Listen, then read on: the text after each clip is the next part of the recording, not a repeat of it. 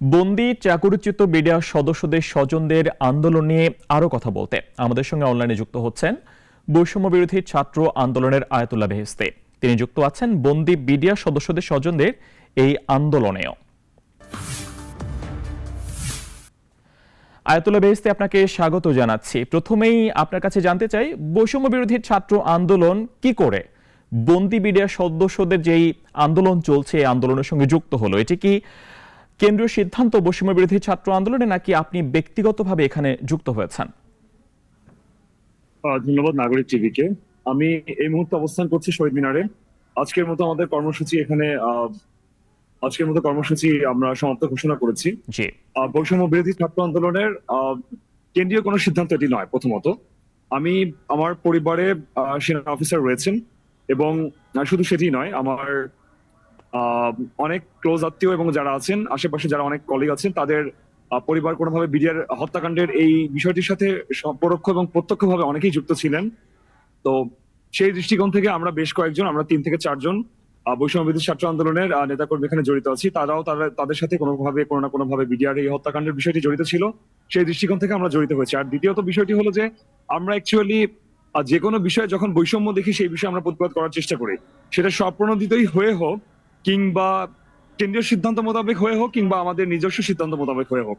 যেহেতু আমরা বৈষম্য বিরোধী ছাত্র আন্দোলন নামক একটি প্ল্যাটফর্মে আমরা বিলং করি, সেই ক্ষেত্রে আমরা বৈষম্য বিরোধী ছাত্র আন্দোলনের সমন্বয়ক হিসেবে পরিচিত। তো সেই দৃষ্টিকোণ থেকে অনেকে এই বিষয়টি উল্লেখ করার চেষ্টা করেন, কিন্তু বেসিক্যালি প্রধান বিষয়টি হচ্ছে এখানে এটি কোনো কেন্দ্রীয় সিদ্ধান্ত ছিল না। এটি সম্পূর্ণ আমরা ব্যক্তিগতভাবে স্বপ্রণোদিতভাবে এই বিষয়টির সাথে জড়িত হয়েছি। জি। বৈষম্য বিরোধী ছাত্র আন্দোলনের কেন্দ্রীয় যারা রয়েছেন তাদের সঙ্গে কি এই ব্যাপারে কোনো যোগাযোগ হয়েছে, বা তাদের তাদের মতামত কি এই আন্দোলনের বিষয়ে? তারা কি চাইছেন? তাদের আসলে বিষয়টি দেখুন, অত্যন্ত জটিল একটি বিষয়। 2009 সালে বিডিআর হত্যাকাণ্ডের মাধ্যমে বাংলাদেশে যে সার্বভৌমত্ব বাংলাদেশের সার্বভৌমত্ব ভূলুণ্ঠনের ক্ষেত্রে যে বিষয়টি চলে আসে, তো সেই জায়গা থেকে আপনার মনে করেন এখানে পুরো বিষয়টিতে একটি জটলার মতো অত্যন্ত জটিল একটি বিষয় ছিল। তো সেই ক্ষেত্রে আমরা বেশ কয়েকজন যারা ছিলাম, তারা অনেক দিন যাবৎ এখানে, আপনি জানেন, বিডিআর এর পরিবার, বিডিআর কল্যাণ সমিতি থেকে শুরু করে আরো 3 থেকে 4টি সংগঠন, যারা বিডিআর এই হত্যাকাণ্ডের মাধ্যমে যে সকল পরিবারগুলো নিগৃহীত হয়েছিল, যে সকল পরিবারগুলো ভুক্তভোগী ছিল, তারা এরকম 3 থেকে 4টি সংগঠন রয়েছে। তারা এখানে কর্মকাণ্ড পালন করছেন বা কার্যক্রম তাদের পালন করছেন। তারা আমাদেরকে অ্যাপ্রোচ করেছেন। এই জায়গাগুলো থেকে আমরা তাদের সাথে যোগাযোগ করি এবং এই বিষয়টি একটি সুরাহার লক্ষ্যে আমরা কাজ করি। তো সেই ক্ষেত্রে আমরা শুরুতে আমাদেরকে কেন্দ্রীয়ভাবে জানানো হলে, জানেন আপনি যে আমাদের ঘোষণাপত্র বিষয়টি নিয়ে আমরা অনেক বেশি ব্যস্ত। তারপর আমরা 4 থেকে 5 জন আমরা ব্যক্তিগতভাবে এই বিষয়টি নিয়ে সামনে অগ্রসর হই এবং তাদের সাথে মেলবন্ধন করে কাজটি করার আমরা চেষ্টা করি। এখন পর্যন্ত যতটুকু অগ্রগতি হয়েছে, বা 19 তারিখে যে একটি রায় ঘোষণার মতো যে ব্যাপারটি এসেছে, বা 19 তারিখে আজকে যে একটি অপ্রীতিকর ঘটনা ঘটে গেল, যে আলিয়া মাদ্রাসা যে অগ্নিকাণ্ডের ঘটনার কথা আপনি বলতে চাইছেন? দর্শক, আমরা অপেক্ষা করছি, আমাদের কানেকশনে কোনো সমস্যা নিশ্চয়ই রয়েছে। জি, শুনতে পাচ্ছেন আমাকে আয়াতুল্লাহ বেহেশতি? জি, বলুন আপনি। জি, আমি শুনতে পাচ্ছি। জি, আমি তো সেই লক্ষ্যে আমরা কাজ করেছি। আমরা মনে করি যে আমাদের বৈষম্য বিরোধী ছাত্র আন্দোলনের যারা আছি, আমরা একই সাথে আমরা এই বিডিআর হত্যাকাণ্ডে যেসব ক্ষতিগ্রস্ত পরিবার আছে তাদের সাথে একত্রিত হয়ে কর্মকাণ্ড বা কর্মসূচিগুলো ঘোষণা করার কারণেই 19 তারিখে আবার নতুন করে আরেকটি ডেট দেওয়া হয়েছে এবং এটা আমরা বিশ্বাস করি সামনে এটা খুব দ্রুত বাস্তবায়ন হবে। এবং যেভাবে বিডিআর এই হত্যাকাণ্ডের মাধ্যমে যে সকল পরিবার নিজেদের জায়গা থেকে নিগৃহীত হয়েছিল, তারা তাদের রাইটটা ফিরে পাবে এবং তাদের অধিকার নিশ্চিত হবে বলে আমরা মনে করি। জি। বিডিআর হত্যাকাণ্ডের ঘটনায় যারা নিহত হয়েছেন সেনা সদস্যরা, তাদের স্বজন, তাদের সন্তানরা, তারাও কিন্তু আন্দোলন করছে। তারা বলছেন যারা গ্রেফতার রয়েছেন এই ঘটনায় তাদের অনেকেই অপরাধী। সবাই নিরপরাধী তেমনটা নয়, অনেকেই অপরাধী। এই বিষয়ে আপনার মতামত কি? দেখুন, এখানে বেশ কয়েকটি ইস্যু আছে। প্রথমত হচ্ছে, এটি স্বাধীন তদন্ত কমিশন গঠন করার কথা বলা হয়েছিল। এর পূর্বেও কিন্তু আপনার তদন্ত হয়েছিল, কিন্তু দলীয় সরকারের বা নির্বাচনকালীন সরকারের অধীনে কি ধরনের তদন্ত হয়েছে আমরা জানি। যে আমাদের দেশে যখন একটা তদন্ত কমিটি গঠন করা হয়, সেই তদন্ত কমিটির রিপোর্ট আসতে আসতে সেই তদন্ত কি আদৌ হচ্ছে কিনা সেই বিষয়টি অনেক বড় একটি সন্দেহান হয়ে দাঁড়ায়। পরবর্তীতে সেই তদন্ত কমিটির রিপোর্ট কেন আসছে না সেজন্য আরো একটি তদন্ত কমিটি গঠন করা হয়। তো দলীয় সরকারের অধীনে যে তদন্ত করা হয়েছে সেই তদন্তগুলো নিয়ে আসলে আমরা অত্যন্ত ভাবেই আমরা সন্দিহান, এবং এই বিষয়টি যাতে স্বাধীনভাবে নতুন করে করা হয় সেজন্য স্বাধীন তদন্ত কমিটি বা তদন্ত কমিশন গঠনের কথা বলা হয়েছে। তো সেই দৃষ্টিকোণ থেকে আমরা জানি যে বিডিআর হত্যাকাণ্ডে আপনার বাংলাদেশ রাইফেলস যখন এই বিষয়টি ঘটানো হয়, বিডিআর হত্যাকাণ্ড, আমি বিডিআর বিদ্রোহ বলবো না, বিডিআর হত্যাকাণ্ডই বলবো। জি এর পরবর্তীতে বাংলাদেশ রাইফেলস এর নাম পরিবর্তন করে বিজিবি, বর্ডার গার্ড বাংলাদেশ, যেটি আমাদের জন্য অত্যন্ত ন্যাক্কারজনক এবং অত্যন্ত একটি অপমানজনক ঘটনা ছিল। বাংলাদেশ রাইফেলস এর মতো একটি অ্যালাইড ফোর্সকে সম্পূর্ণ ধুলায় মিশিয়ে দেওয়া হয়।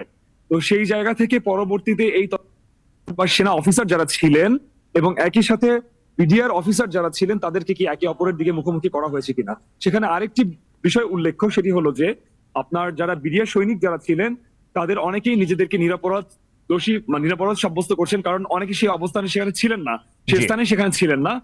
তারা কিভাবে এই বিষয়ের সাথে জড়িত থাকেন এবং তারা সহস্রাধিক অনেকাংশে অনেক ধরনের প্রমাণ এখানে উপস্থাপন করেছেন। আপনারা জানেন যে খুব শীঘ্রই আমরা একটি কর্মসূচি ঘোষণা করতে যাচ্ছি আজকে, যেটি আমরা সংবাদ সম্মেলনের মাধ্যমে বলেছি। সেখানে আমরা এই প্রমাণপত্র সবকিছু উপস্থাপন করব, সেখানে আমরা প্রামাণ্য চিত্র সবগুলো উপস্থাপন করব। তখন আপনারা দেখতে পারবেন যে আসলে এই বিষয়টি অত্যন্ত জটিল এবং আমাদের দুই বাহিনীকে ধ্বংস করার জন্য একটি ষড়যন্ত্র ছিল। তো সেই দৃষ্টিকোণ থেকে বিডিআর হত্যাকাণ্ডের আজকের বা এই লাগাতার যে কর্মসূচিগুলো যাচ্ছে সেটি আমি অযৌক্তিক বলে মনে করি না, এবং আমি মনে করি সেটি স্বাধীন তদন্ত কমিশনের মাধ্যমে স্বাধীন তদন্ত কমিশন গঠনের মাধ্যমেই এই বিষয়টি সুরাহা করার একটি আলামত মাত্র, এবং হচ্ছে আমি এর পক্ষে সপক্ষে স্ট্রং ভাবে অবস্থান করছি। জি যারা বিডিআর হত্যাকাণ্ডের ঘটনায় যারা দণ্ডিত তাদের স্বজনদের সঙ্গে আপনি রয়েছেন, আর যারা নিহত সেনা সদস্যরা রয়েছেন তাদের স্বজন সন্তানদের যে আন্দোলন, সেখানে ভূমিকাটা কিরকম বৈষম্য বিরোধী ছাত্র আন্দোলনের?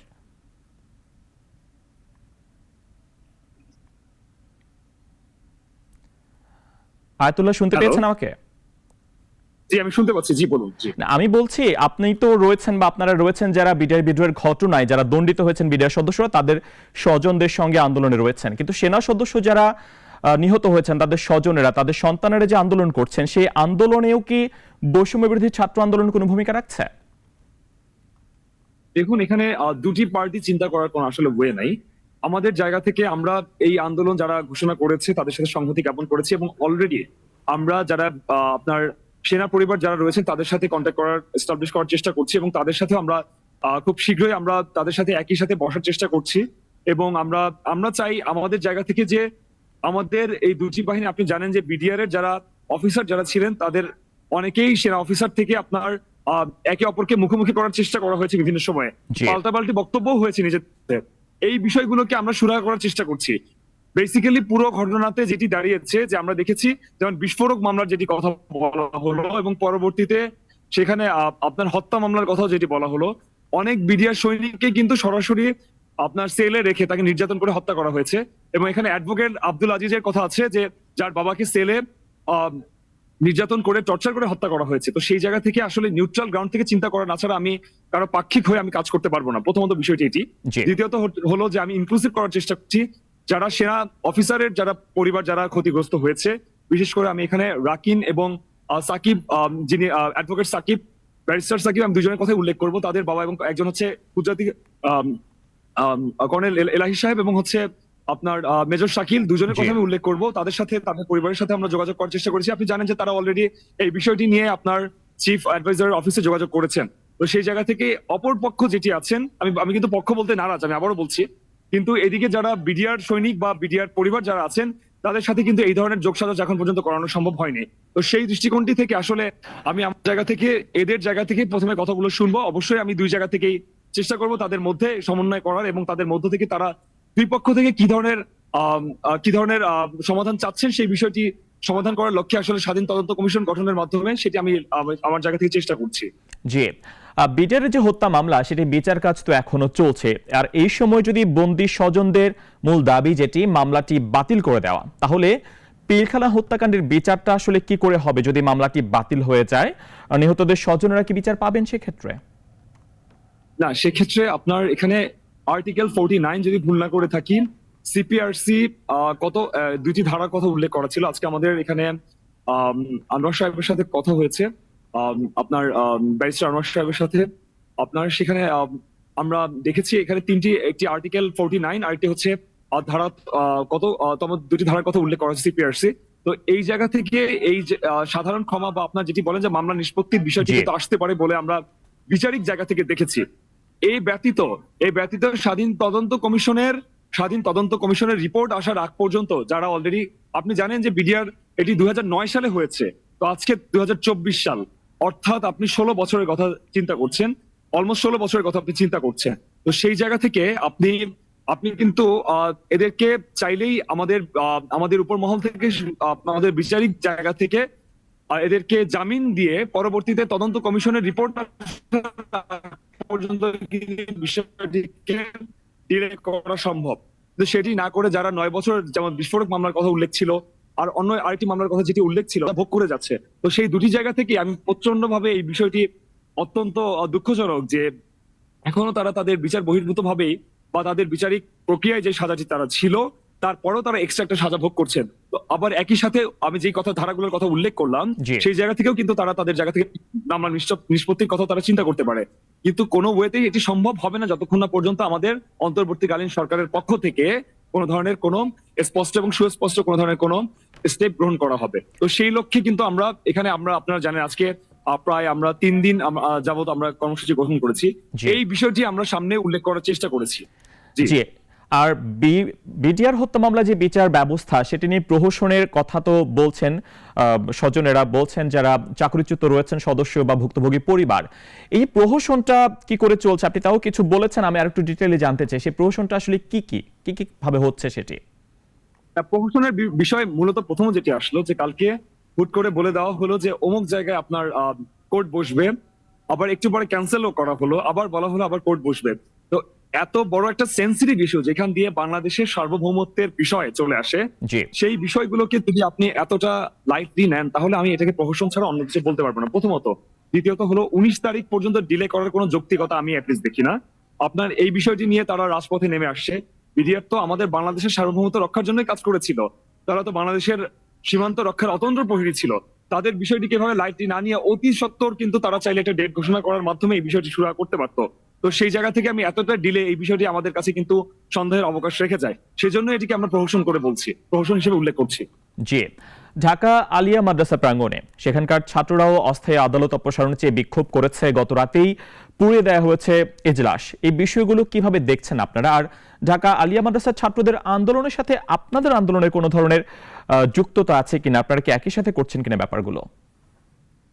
না, প্রথমত হচ্ছে ঢাকা আলিয়া মাদ্রাসার সাথে আমাদের এই বিষয়ে কোনো আপনার যোগসাজশ নেই এখন পর্যন্ত, অফিসিয়ালি বা আনঅফিসিয়ালি কোনোভাবেই নেই।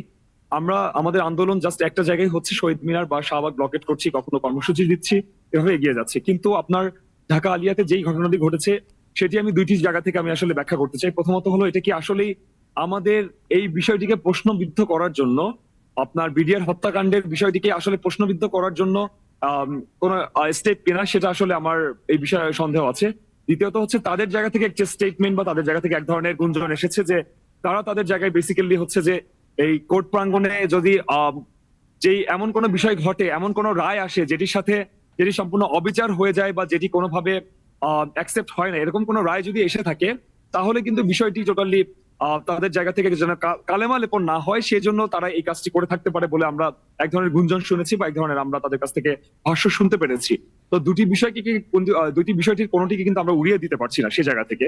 কিন্তু ঢাকা আলিয়া মাদ্রাসায় কোর্ট বসবে, আমি আসলে কখনোই চাই না যে একটি এমন মানে কোন মাদ্রাসা কিংবা প্রতিষ্ঠানের ভিতরে এভাবে এই একটা সেন্সিটিভ ইস্যু এতটা বাংলাদেশের বা বিডিআর বাংলাদেশ রাইফেলস এর মতো একটি অ্যালাইড ফোর্সের এরকম হত্যাকাণ্ডের একটি ইস্যু যেটি ফ্যাসিস্ট সরকারের আমলে ঘটেছে, সেটি এরকম একটি জায়গায় একটি কোর্ট বসানোর মাধ্যমে এই বিষয়টিকে এতটা লাইটলি নেওয়া যায়, সেই বিষয়টি আমি আসলেই কোনোভাবেই সমর্থন করতে পারি না। বরং এটি আপনার প্রপার কোর্টিং এর মাধ্যমে সেটি একটি স্পেশাল জায়গায় হোক এবং সেটি জনসম্মুখে অবশ্যই আনতে হবে যে কিভাবে কোন বিষয়টি ঘটলো, এবং আইনি বিচারিক প্রক্রিয়াগুলো যাতে সুষ্ঠুভাবে ঘটে। সেখানে দেখুন, আপনি ঢাকা আলিয়া মাদ্রাসায় যে ঘটনাটি ঘটেছে, এটি ইজিলি ঘটাতে পেরেছে। তো কড়া নিরাপত্তার মাধ্যমে যদি কোনো একটি জায়গায় ঘটানো সম্ভব হতো, সেটি কিন্তু এই ঝামেলাটা হতো না। তো এই জায়গা থেকে কিন্তু অনেক বড় একটি সন্দেহের অবকাশ রেখে যায়। জি, আপনাকে অনেক অনেক ধন্যবাদ আমাদের সঙ্গে যুক্ত হওয়ার জন্য, আয়াতুল্লাহ বেহেশতি। দর্শক, আমাদের সঙ্গে যুক্ত হয়েছিলেন বিডিআর সদস্যদের স্বজনদের আন্দোলনের কর্মী আয়াতুল্লাহ বেহেশতি। কোটি কোটি মানুষের ভালোবাসায় ফ্রিজ, টিভি এবং এসিতে দেশের 1 নম্বর ব্র্যান্ড ওয়ালটন।